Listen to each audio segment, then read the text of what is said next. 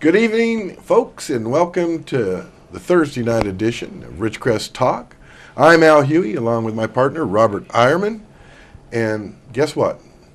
We're going to be talking about water again tonight. We'll probably be talking about water for a while. For a good long while, I yes. think so. But we are so fortunate to have with us a couple of the property owners in the affected area that the county wants to rezone. One of those property owners was at the last workshop, or the first workshop that the county held on the EIR around the land management plan. And she stood up during the Q&A. It was like about an hour presentation from Lorelei Alviat, and then there was an hour, or a little bit better, an hour of Q&A from the public. And our guest, Tammy Heiss, which, by the way, thank you for being with us. Thank Heiss, I'm sorry. Thank you much for being with us. Tammy Thank you. I Heiss. appreciate you inviting me. Was one of those that got up and asked a question that night. Can you tell us, our listeners, a little bit about what you asked and what you got in a response from the Director of Planning? Well, first of all, let me say, I thought that the Director of Planning, I felt empathy for her situation. It's a tough issue. It's a very hot topic issue. It's very near and dear to the hearts of our local people, my friends, my coworkers, my neighbors. But I thought that she had a lot of information, and I very much appreciated that she gave us a handout. So listening to her presentation, I was able to go through the handout and write down some things that I wanted clarified. Some of the things that I wanted clarified was that in the EIR proposal, the zoning is not just about water. It's about the use of the private landowner's land, what you can and cannot do. The issue, the EIR, we're talking about it like it's all about the water, but what people don't understand is that it's also going to restrict people who have purchased acreage in the unincorporated area of Kern County that is in the land management plan. It's going to restrict them from doing anything on their property that allows them to have any personal gain, that allows them to do any commercial enterprise whatsoever. Well, I thought that's what part of this plan was, is to bring in industry and... Well, and that's a little convoluted too. I think that the issue is not as black and white as it appears.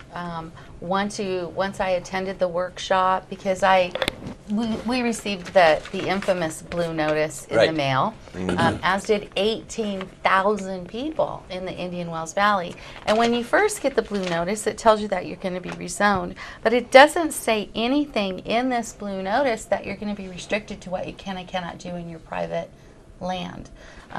So that is a concern to a lot of us. I have horses. My friends and neighbors have horses. There's a lot of people that have livestock. I was a founding 4-H club adult leader for our local Ridge Runners 4-H club. We have a lot of families that are raising 4-H project animals. That's all going to go away when rezoning takes place. So there are a lot of issues to consider. And that I had a lot of questions about. Some of them were about what the proposal is saying is that the rezoning of properties that are zoned currently exclusive agriculture A or limited agriculture A1, that those properties will be rezoned to E, which are estates. And once they're rezoned estates, you will not be able to develop that property and use it for personal gain or commercial use. You could have your own horses for your own personal use, but you could never board anybody's horses to supplement, say, your retirement income, or do any training or riding instruction. So people who have worked a lot of years to pay off the mortgage on land, thinking that one day they're going to retire there and live out their dream. Maybe they want to plant olive trees and they want to, you know, harvest their olives and they want to produce local grown olives, or they want to keep bees and they want to sell their local grown honey. These people will be prohibited from doing any of those things on their land. So the EIR at the workshop was presented as being a good thing because it was going to reduce the amount of our limited water in our desert area by preventing more agricultural developments from coming in. More large-scale pistachio farms or large-scale hay crops. Well, it's not going to reduce it. But Stabilize it, maybe? Well, let me Prevent it from clarify. expanding. Future expansion. It's gonna prevent future development of those types of things. Right. But what they're doing is they're lumping all of the small lot landholders in with the large scale farming and agricultural production that's currently going on. So I think that's very unnerving and unsettling for a lot of us, because a lot of us have future plans. Now we have undeveloped property that is not mortgaged, that, you know, we want to be able to do something in the future. A lot of people do. And now their quality of life that they have planned for, their hopes and dreams, are being taken away. Correct. And a lot of them feel, a lot of the people that I've talked to, my friends, my neighbors, really feel that this is almost a form of an eminent domain. It's a form of taking. A form of taking where they're being restricted. They're unhappy about it.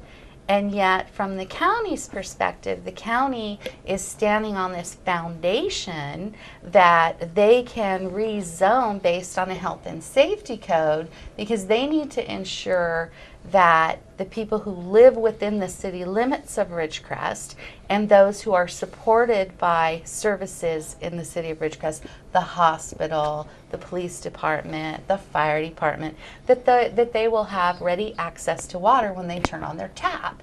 So that's reasonable. I mean, we all want to be able to get to the hospital and have a fire put out if our barn goes up. But at the same time, we're going to have to cut you off, but we'll get back to this. We got to go to break right now. Absolutely. Seconds. 10 seconds. 10 seconds. So don't go away. Join us right after this break, and we'll continue our discussion with Tammy Heiss. Thank you. Good job.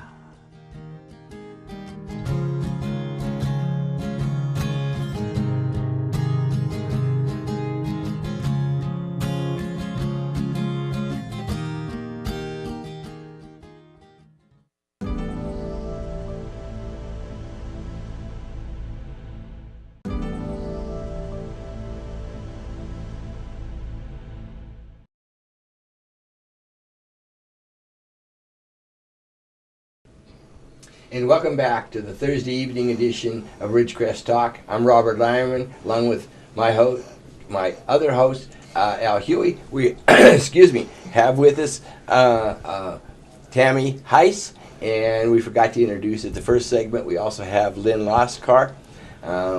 Pleased to have both of you here. And you were talking before we went to break about the current situation of their rezoning and the impact it was going to have. Thank you. I really believe that the concern is of the county in doing this, and you know, I think it's statewide. I think we can look at the recent past and we can see that agriculture is really not the priority for the state of California anymore. We can look at what's happened in the San Joaquin Valley with the smelt fish and how that's affected the farmers, and you know, the water supply that's being cut off in other areas. And we all know that we live in the desert. We know that. We know that California's been in a drought for years, and we know that water conservation is important. But we all need to bear the responsibility for water conservation. Mm-hmm. And I do not think that the private acreage property owners feel like that water conservation is being shared in a fair, equal, and just way. They feel like they're bearing the brunt of it with all of these restrictions. I think the county has expressed clearly that their concern is that the water supply is not sufficient, and that they want to limit the development of larger scale agriculture in the future. They don't want all that groundwater being pumped out on large agriculture, because they want to protect the sustainability of the city of Ridgecrest now and as it grows. But a lot of this EIR is based upon future projections. And even at the workshop, they use the term they're looking into a crystal ball. And that's a quote from the workshop. So they're making these proposed changes to the zoning, and they're making these land use restrictions, and they're proposing these, to conserve this water. Ridgecrest has not currently been stated to be in a severe water shortage at this time, but they're predicting that in the future that we will be, and perhaps we will. But right now, the restrictions that they're imposing at this time are very severe to the property owners who have small parcels, who want to board their horses, or they want their kids to be involved in 4-H and learn how to raise a lamb and take it to market, and understand that meat does not come from the freezer section. It comes from someone's hard work. They want to be able to have gardens. They want to be able to have some trees. Not that they want to plant an entire orchard of stone fruits, but they want to be able to, Right. do what they've worked for all their Do lives. either of you know how much ag property is available out there? I'm not talking about what's being done right now, but what's left out there that could be developed. Do either of you have any idea? I don't have those We ought to numbers. look into that. Yeah, I and don't see have how- hard Virtually numbers. all the property there is either A or A1. So it's all available. I would say it's a good percentage, but I wouldn't go so far as to Okay, say maybe all of it. of it, but Okay. the vast majority of it In the is. south end, that's not the case so much. There's a lot more, I think, residential Yes. properties on 2.5 acres Mm-hmm. that, some of them are zoned for horses. Right. Right. But not they're- like the they're generally- pistachio farms Right. and the Right. alfalfa. But I have the numbers from the handout from the workshop last Thursday. And what the plan does is the general plan, and this is from the county's own Right. Yes, own that's handout. right. That the general plan amendments to approximately 30,400 acres, zone classification changes to approximately 151,543 acres. The proposed projects would have a net total decrease of 49,876 possible residential units Right. by putting land in open space. That 130,669 acres of potential farmland. So I think that's probably the answer to your question. 130,669 acres of potential farmland would be decreased. The proposal project would have a net total increase of 123,000 acres of open space. That would all be federal and state land. 212 acres of commercial use would be increased, and 7,152 acres would be increased for industrial use. And the reason when in the blue letter, it gives you the blue notice that 18,000 of us received, it gives you a link to go to the county's website where you can read the full EIR. Well, Chapter 1 was 37 pages. Chapter 2 was 22 pages. Chapter 3, I got through Chapter 3 and my eyes were burning. But basically, Well, that's just the ER. yes, just The the land EIR. management plan is much larger than that. I mean, it was, 2,000 it is a very, pages. very, very detailed proposal. But in that proposal, as you start going through it, you discover that they're making, based on these projections that they have from a crystal ball or based on their best knowledge available from their experts, they're trying to limit the growth of the city of Inyokern while projecting a potential growth in the Indian Wells Valley as a whole of 49,000. Now, that would be more than double the current population of the Indian Wells Valley at this time. We haven't doubled our population in over 50 years. Right. So we're projecting that we're going to need all this water to sustain the infrastructure of what's within our city limits and those people who live adjacent to the city limits that use the services and facilities available within the city. Plus, we're projecting the water that we need for sustainability of those additional 49,000 residents that are coming in the future. We're doing that at the expense of the smaller property owners who are going to have limited use to do what they want on their privately held land. So I think the county Well, is we're only seconds away from overreaching. another break, so we're going to have to take our break. But when we come back after this break, we want to talk to you, Lynn, and what's going on with the property that you're concerned about. So join us after this break.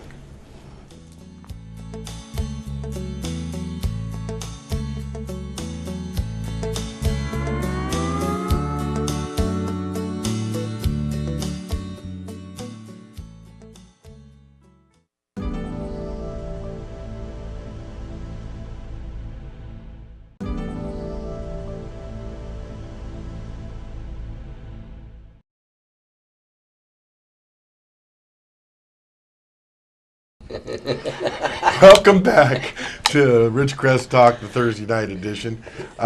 We're talking with Tammy Heiss, and who I didn't introduce earlier because I was going to wait till it was time. Lynn Loscar, it's good to have you here. She's a good friend of mine, knowing her for some years now. She owns some property out there, a little ranch farm. She has a couple of animals. No, she has quite a few. They have a small herd of cows. At the time that I was out there, some sheep, you had some goats, some pigs, some chickens, some turkeys that I got really personal with. A nice little farm out there. You did a little bit of farming, which is not easy in this area anywhere. So you got a blue notice. I did. And I was quite confused and concerned, and I spent a lot of time reading through the EIR. I started reading through what the zoning is actually going to be changed to. At some of the meetings, they're telling me that I can rest assured that I'll be able to continue doing what we're doing currently with the land. And you found that in the EIR, the land Well, management plan, right? the zoning changes are actually on the Kern County website on the different zoning. And What I was getting at, if it's not in writing,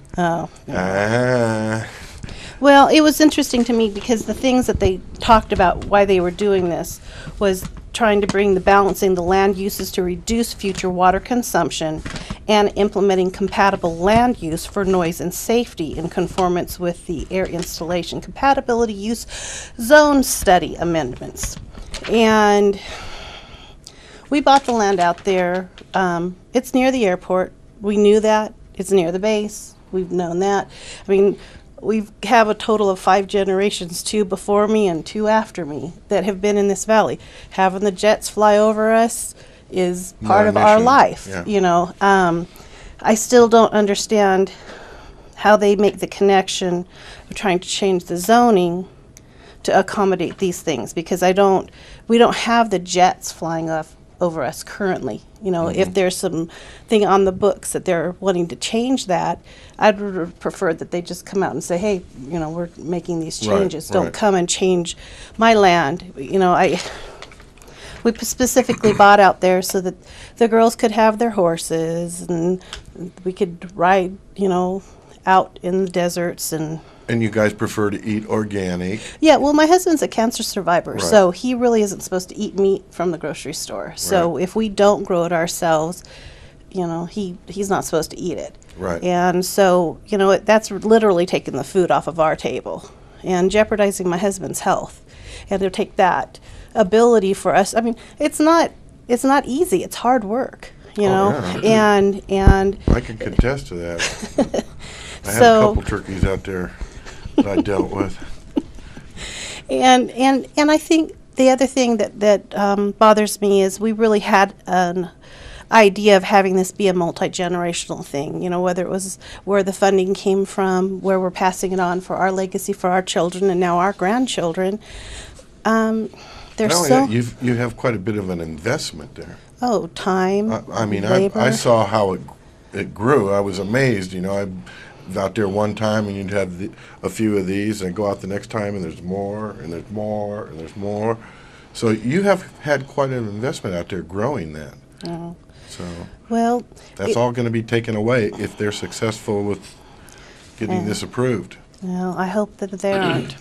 You know, the thing that I find the hardest, excuse me, to swallow is that if you look at constitutional rights, the landowners out there that have their own wells are the only people in this equation that have a constitutional right to water, because you are overlying and you've drilled a well. All the people in Ridgecrest get their water from Indian Wells Valley Water District. They only have appropriative rights because they sell water. Even if they own land out there that they have their own well on, they don't have constitutional rights to the water like the two of you do. And yet, there's more citizens in Ridgecrest, a lot more people, and they can easily say, well, gee, I don't care what happens out there in Indian Current. I don't have any property, but I sure want my water. And so it's the big bully on the block that's going to come in, strip away your constitutional rights, take away the land that the enjoyment of the land. They aren't taking the land away from you, but they're taking the enjoyment of the land away in violation of many constitutional provisions, due process, the Fifth Amendment, and they just seem to have no concern. It's no big deal. How come you're upset? What's interesting, I was speaking off the air about when this was introduced. It was introduced by 1st District Supervisor Mick Gleason back in September of 2014 at a board meeting. And he was actually wanting to stop all ag at that time. That didn't pass, but then the EIR came on. Yeah, that was discussed briefly by him. It's all on video. What was interesting when this was brought up is there was another supervisor, Supervisor Maggard, who wanted some clarification. And he says, now, I want to understand, this is only going to, you're talking about only over in the Indian Wells Valley. This is not going to happen in any place else in the county, right? And Mr. Gleason said, yep, this is just Indian Wells Valley. And Supervisor, no problem. Not going to affect my people. Not going to affect my people. So you have 4 supervisors that are going to be voting on this that don't have any skin in the game. Right. One who does, and he's the one that brought it to the table. I find that interesting. Not quite the word I would use, but we'll settle for interesting. Okay. If I could, We have about 30 found seconds. this comment, and the Indian Wells Valley Water District submitted their comment on the EIR, and one of the things they said is that they recommended that the county address and prevent the scenario of the window of opportunity for time between the time the EIR is certified and property owners with resources to drill a well and plant a crop or an orchard before zone designations are changed. So I thought it was interesting that Indian Wells Valley Unfortunately, we Water ran out of District time. We have to gave that go. comment. Maybe you'll come back. Join us again next week when Robert and I will be here talking about Water. water.